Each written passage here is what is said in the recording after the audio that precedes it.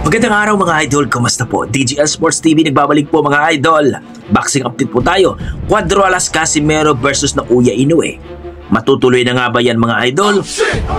Bakit hanggang ngayon ay hindi pa nilabanan ni Naoya Inoue? So grabe mga idol. Ito pala yung dahilan mga idol kaya nag-decide itong si Naoya Inoue na hindi na nilalabanan si Casimero.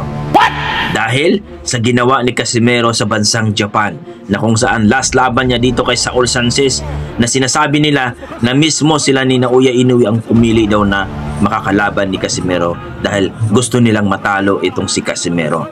Maraming nagsasabi na walang chance na mananalo itong si Casimero dito kay Saul Sanchez dahil nga overweight at saka under rehydration clause sa 128. So panoorin natin mga idol kung bakit nag-decide na talaga itong si Naoya Inoue na hindi nalabanan si Casimero dahil sa ginawa ni Casimero dito mga idol. Grabe palang ginawa ni Casimero dito. Let's go! Ayan na!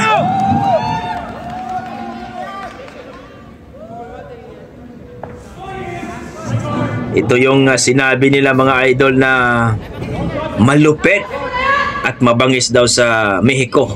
Ayan, no? Oh!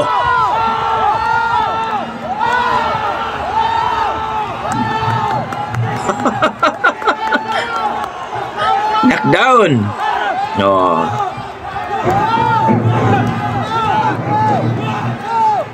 Ito yung laban mga idol na maraming natalo dito. Grabe. Don't forget to like and subscribe kay Cuadro Alas TV Vlog mga idol.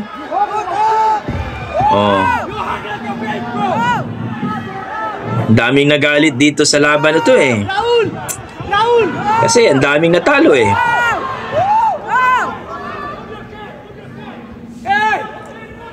Di nila inakala na ang sinasabi nilang laos na si Casimero, pero yan, knockdown na si Sanchez.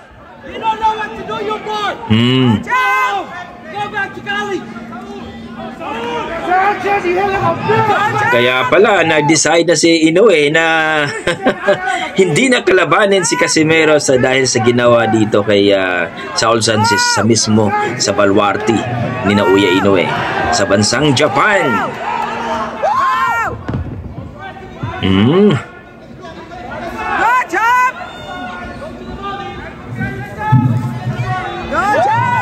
Ayan.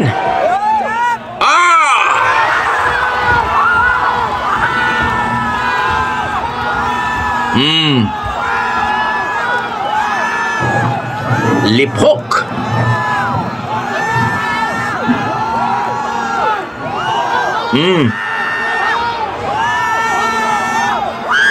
Grabe. Binugbog.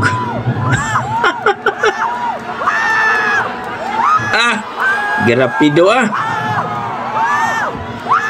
Yan ang magandang laban, putsa. Bell to bell talaga. Grabe.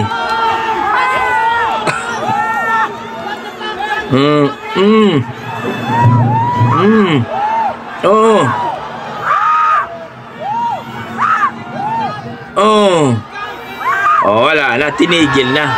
Putsa. Yan nag-push up ang mananap.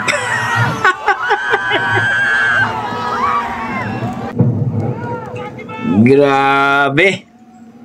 Yun po mga idol, nakita natin tong laban na to.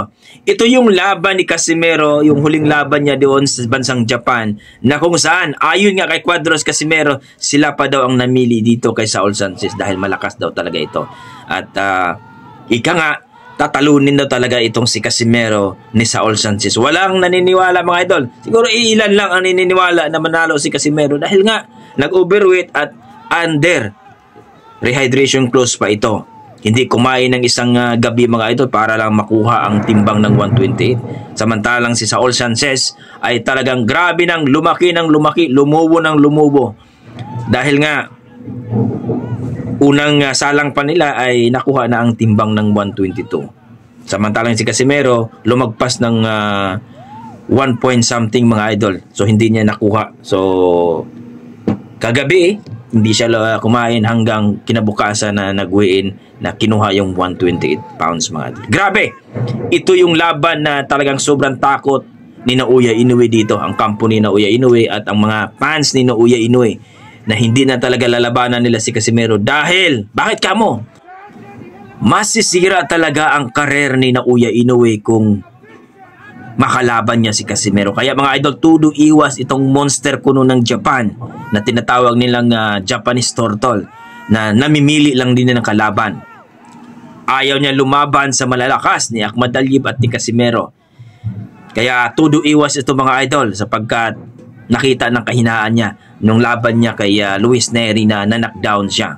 Kaya instead piliin niya si Casimero at Ahmad Aliyeb, mas pinili niya itong si TJ Duhini na matanda na. At ngayon, dahil nga na-injury itong si Sam Goodman, pinili niya ang rank number 11 na si Ye Jun Kim mga idol, isang Koreano na wala, pampataba lang. So kayo dyan mga idol, ano masasabi nyo dito? Ito daw yung laban ni Casimero na kinatatakutan ni Naoya Inoue. Kaya na hindi na daw lalaban si Inoue ni Casimero. Agree ba kayo dito mga idol? Please comment down below mga idol kung anong yung opinion dito sa ating YouTube channel para pag-usapan natin. Maraming salamat mga idol at ingat po kayo lagi. Don't forget to like and subscribe sa ating YouTube channel DJL Sports TV at dito kay Cuadro Alas TV Vlog. God bless mga idol.